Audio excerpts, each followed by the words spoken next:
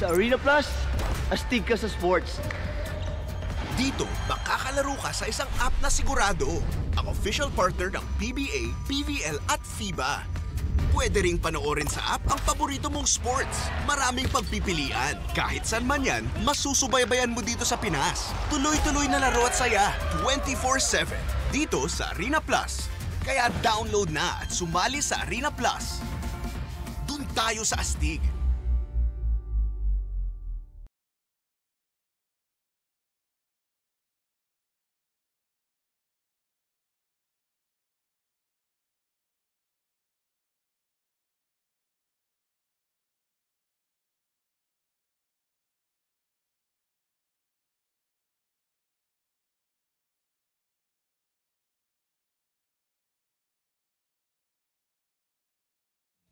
Ka-energy na ba ang lahat? Lagi!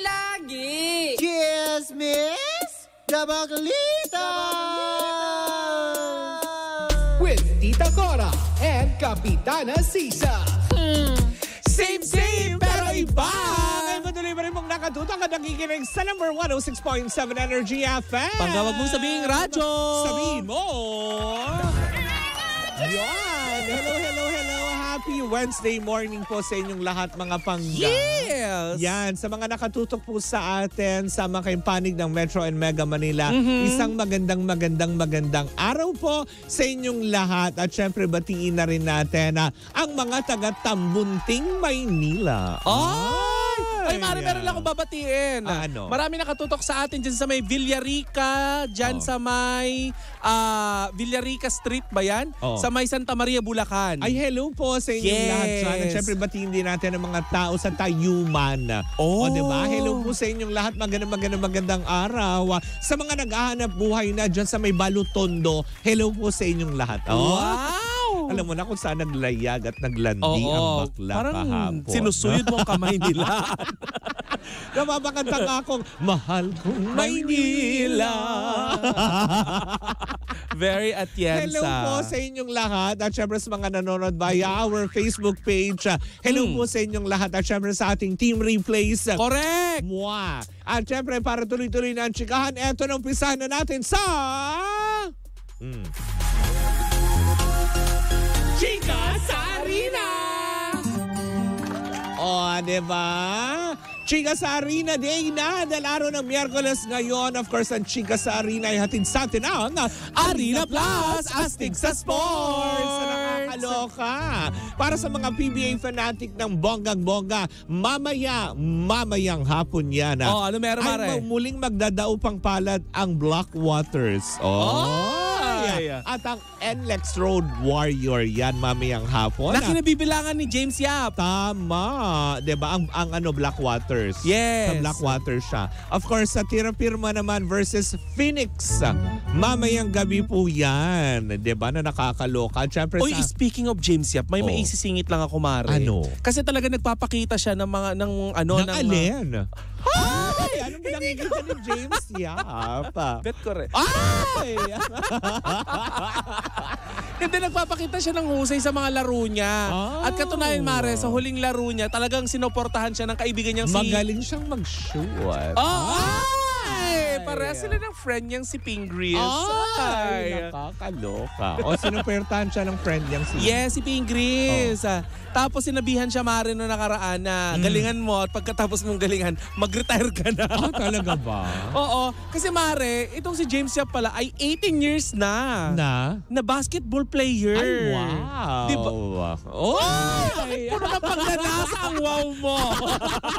Kay konsihal. Oo, diba? But anyway, Mare, konsihal natin yan dito sa San Juan. Napakahusay. Truth, diba? Pero yun na nga, dahil nasa paghaharap nila mamayang gabi kasama ng NLEX Warrior, mapanindigan kaya ng Blackwater Bossing ang, alam mo yun, ang panalo muli or alam mo, mapupuntos na ang kanilang pagka-Luz Clarita ng 1 puntos dahil sila sa ngayon ay may standing na 3-0, 3 panalo. Samantala naman ang NLEX Road Warrior naman ay merong 3 wins with 1 lose. Madagdagan kaya ang panalo ng NLEX Road Warrior ng 1 at magiging 4 or mapupunta ang 4-0 sa Blackwater Bossing. Wow, nakakaloka naman. Pare, sino bukod kay James Yap? Siyempre, dahil James Yap, we love James Yap. Diba? Sino sa tingin mo yung mga sino yung mga nasa mata mong talagang apple of your eyes kapag nanonood ka ng PBA games? Sa dami nung lalaki, natataranta ako. Pero Mare, alam mo mga lalaki minsan parang, ay wow. Ano ka niya? Minsan niyahabol ko sa telebisyon Ano ba pangalan? Kasi di ba i-focus-focus? Oo, hindi pa may focus ang likod ng camera. Yung mga tipong ganyan. Na nakakaloka. Dapat yata bakla din yung camera. Pero Mare, alam mo, isa sa mga pumukaw sa mga mata ko, itong si Robert Bolick. Na naglalaro, Mare, dito sa NLEX Road Warriors. In fairness. Yes, Mare, dahil napakahusay nito. Ano pangalan? Robert Bolick. Akala ko Alec Bovic. Gusto ko ng nota mo. Sa baso ni Maria, lahat ay tumatagay. Pero Mare, itong si Robert Bolick ay mas kilala sa tawag nilang Roberto. Ay, yes. Fairness, magaling siya, Mare. Lalaki ang pangalan. Ang tigas-tigas. Roberto.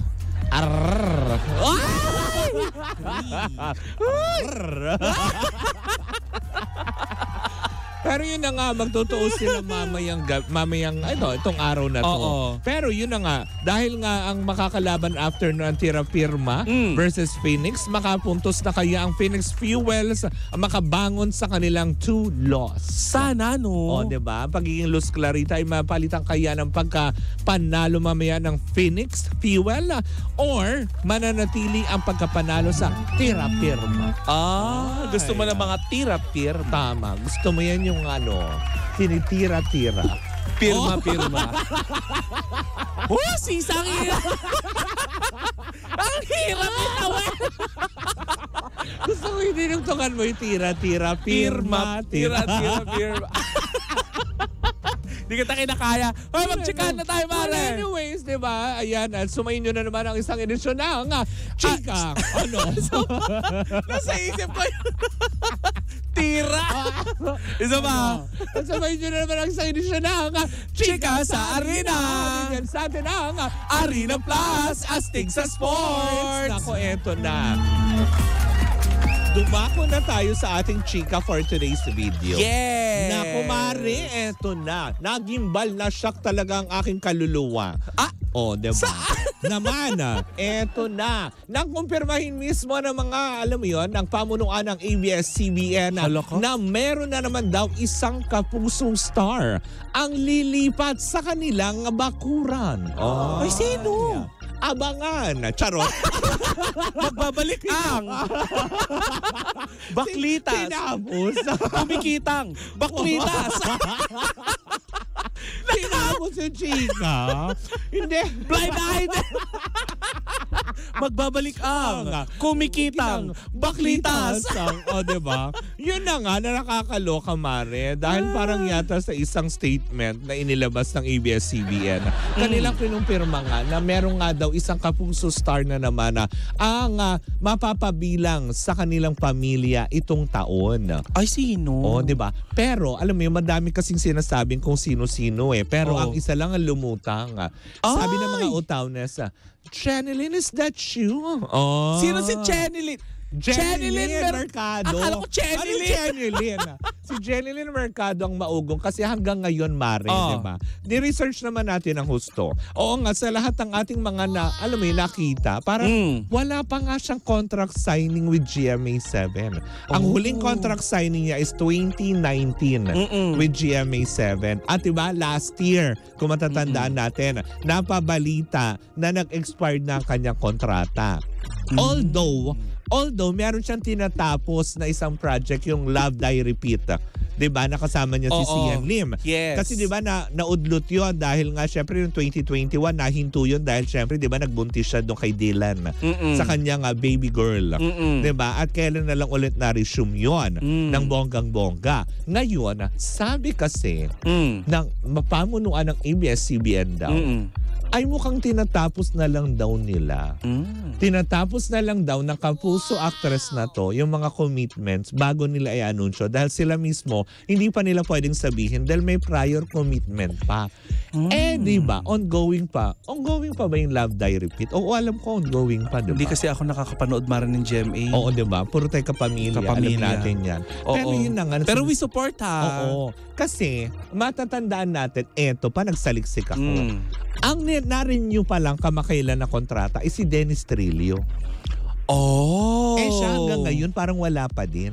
So matitira si Dennis Si Dennis Trillo mananatili. Although alam naman natin na alam mo yun, ultimate solid talaga sa Kapuso. First Starstruck survivor si Janelle Mercado. Sila ang first batch ng Starstruck. Diba? Homegrown talaga siya. Kaya lang, diba? Dahil nga last year, napansin na ng mga tao nung station ID nila, nung Christmas ID. Wala si Jeneline doon. Nung nakalipas sa Pasko. Diba? Tapos ngayon, parang medyo sa lahat ng kung ano mang ganap sa GMA, bakit parang wala ang Jeneline? Pero Mari, kaabang-abang yan. Alam mo kung bakit? Kasi lahat ng napupunta sa GMA, sa ABS-CBN na nanggagaling sa ABS-CBN, nagkakaroon ng karir. Ang tanong ng mga tao, may karir naman siya. Grabe, diba? Hindi, kasi umusbong naman. Pero ang tanong ng mga tao, diba, na parang tipong, anong meron? Nalalamlaman na nga ba? If ever na totoo nga na kung si Jeneline, kasi balita pa lang ito, umugong pa lang. Pero isa siya sa mga candidate nga na, diba, na nag-expired na hindi yata daw na-renew. Comment down below, diba? Candidate na kagano. Oo, diba? Sorry, naka-pageant. Habang naka-two-piece, ganyan. What is, habang tinatanong siya na, naalala ko tuloy, what is the most important person in your life? Ginano ni Megan Yang. Ginawa tuloy siya mangkukulam. Megan kasi, ba't mo pa pinakialaman yung buhok? Correct. Di eto na nga, babalik nga tayo. Di yun na nga, parang sinasabi ng ilan, diba? Kung pagtutugma-tugmain nga naman, kasi Jeneline lang naman ang Kapuso star ngayon na wala pang klaro at wala pang balita na kahit na na nag-renew. At napabalita man lang na pumirma na ng kontrata. Nauna na nga pumirma ang Katniel nagbalikan na. Pero wala pang pirmahang nagaganap kay Jeneline Mercado. Oh my God, Mare, yung utak ko, sabi ng utak ko, what if magkaroon ng programa or pelikula si Jeneline Mercado at saka si Catherine Bernardo. Yung huling, di ba? Bakit hindi? Ang galing ni Jeneline, diba? Mare. Marami ng mga kapamilya stars na nakatrabaho si Jeneline. Nakatrabaho na niya si Derek Ramsey. Correct. Parang meron yata sila. John Lloyd! Diba? Yung mga ganon. Tapos parang may Sam Milby pa ata. Na upcoming project. Diba? Nang gagawin. Na hindi pa natin yung mga ganyan na napapabalita. So parang, sabi nga ng ilan, if ever naman matutuloy na lumipat, alam mo yun, mas lalong aalagwa dahil ilang Kapuso star nang umalagwa ang karera sa ABS-CBN. At saka parang hindi rin lang siya lumipat nun, Mare, kasi yung mga shows ng ABS-CBN, unti-unti naman napapanood sa GMA. Day, talo ka pa ba? Oo, hindi na. Talo ka ba pag lumipat ka sa ABS? Hindi. Diba? Maaalagaan ka. Kahit sabihin mo wala silang prangkisa, pero tingnan mo, diba? Ang suporta ng mga tao talagang boom-boom pack, ganun. Oo. Actually, ito, Mare, sa aking sariling pakiwari, kasi ang mga naririnig-rinig ko, magaling talaga mag-alaga ng artist, ang GMA7 at saka ang ABS-CBN. Wala po kasi akong kilala sa sa TV5. So hindi ko alam kung paano yung pag-aalaga galing din naman ng 7 at 2 yun. Oo. Yung mga alam mo tsaka maliit ang industriya. Yung mga nagmamaldita sa mga station. Char! Kanina pirma. Ngayon, ipa-blind item si Akla. Charot lang. Ayun naman, wag niyo seryosohin. Comment below kung gusto niyo ng blind item. Dahil ang pinakamasarap na tanghalian ay kumikita nga baklitas. Ano ba Hindi, yan? pero totoo naman din yan, di ba? If ever man na totoo or hindi man totoo, kasi ngayon haka-haka. Pero, yun nga, may kinumpirma nga daw ang ABS-CBN na may lilipat nga daw. Pero, isa lang sa umugong na pangalan, si Jenel Mercado. Pero hindi kinumpirma ng ABS. Uulitin ko hindi kinumpirma ng ABS-CBN. Sinabi lang nila na may lilipat at tinatapos na lamang ang kanyang mga proyekto sa GMA7. Alam mo, ramdam mo, Mare, na there's something big coming kay Jenel Mercado. Gano'n ka big? Ganun. Oh, wow! Ang taba. Ay! Ang laki. Ulala. Mapapa, agoy. Kasasaya. Hindi kita kinakaya. Pero alam mo, ramdam mo merong paparating na proyekto or kung ano man. Kasi nito mga nakaraang buwan, nakikita ko si Jenelyn parang fini-feature siya sa mga vlog. Diba? Diba yung mga ganong alam naman natin, Mare, na kapag fini-feature ka sa mga vlogs, mga ganyan pinapasabog yung pangalan mo. Diba? Hindi yung mukha mo. Yung iba kasi ang sarap pas. Tanongin ko paano pinasasabog yung pangalan. Jenelyn, no? Gano'n. Jenelyn. Tsaka. Pero yun na nga, malalaman pa rin natin yan sa mga susunod na mga buwan. Excited na ako. Dahil first quarter pa lang ng taong 2024. Kung totoo man at hindi, malalaman natin yan. Kung magre-renew si Jenel Mercado or talagang kung siya nga ang tinutukoy na pupunta na sa bakuran ng ABS-CBN. Ano bang tumatak sa yung mga mga tagline or ano ni Jenelyn? Mga tumatak sa memorya mo naging yung proyekto niya? Yung niya? Kahit sandali, makita mo ako. Mali, iniiba ko na. Ibig mo sana. Malaman mo sana. Maramdaman man lang. Yun yung pasensya na po, kanta niya. iniiba-iba. Ay, hindi mo mamaliin yung yung kanta, hindi mo brand yun.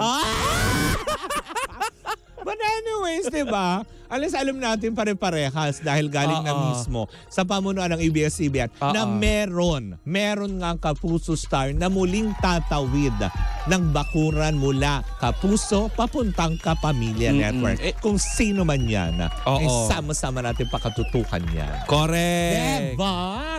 In the meantime, habang may tumatawag na po sa akin, diba? Ayan, muli po ako si Kapitana Sisa. At ako naman po yung Tita Cora.